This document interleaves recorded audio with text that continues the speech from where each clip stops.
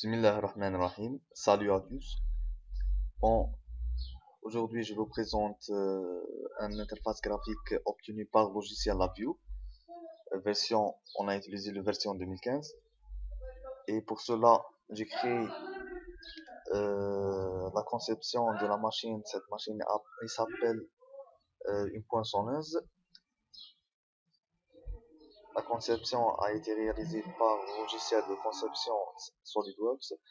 Donc, on a ici cette poinçonneuse, elle contient deux électrons aimants, l'un pour le poinçonnage, elle contient un poinçon, et l'autre pour le découpage, pour entraîner un système de découpage contient une lampe tranchante. Et on a aussi deux rouleaux pour utiliser le papier. Le papier va ici, le poinçon va perforer un trou, le rouleau va déplacer notre papier et le positionner au-dessous d'un électron aimant de découpage et précisément une lampe tranchante.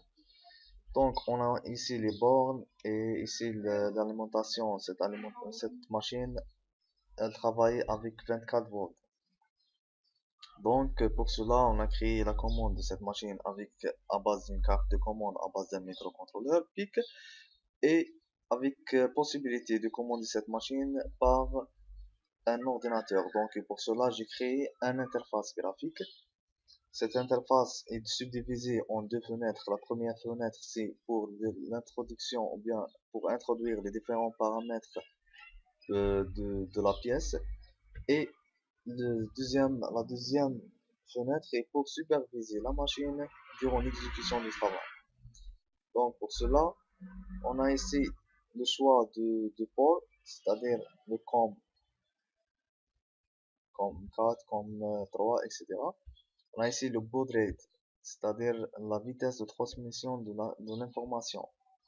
On a utilisé 8 bits de données, non de parité pour la parité, stop de bits, etc. On a aussi les différents paramètres qu'on peut introduire par cette interface, donc le nombre de trous, voilà, le nombre de pièces, les différentes distances, et voilà le temps de conversion. Lorsqu'on paramétrait, on termine les paramètres, on clique ici, et voilà, ici on a le nombre pour la deuxième fenêtre de supervision, on a le nombre de pièces, le nombre de distances, etc. Et on a l'état du système, c'est-à-dire le système, s'il est en marche ici, l'état du nombre de poinçonnage, de découpage, ainsi que le nombre de pièces. On a ici les deux boutons pour démarrer ou stopper le système et le bouton pour connecter les systèmes. Si le système est connecté, donc ici on a un voyant lumineux qui indique que le système ou bien que les deux systèmes de type microprocesseur sont connectés entre eux. Et voilà notre travail.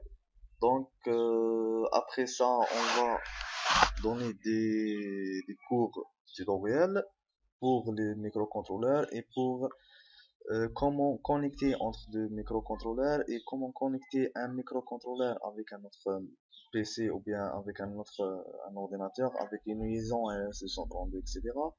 Donc, Inch'Allah, on va détailler tout ce qu'on a vu dans l'université. Je te donne tout ce que je vais par expérience. Donc, Inch'Allah, à la deuxième épisode. Salam.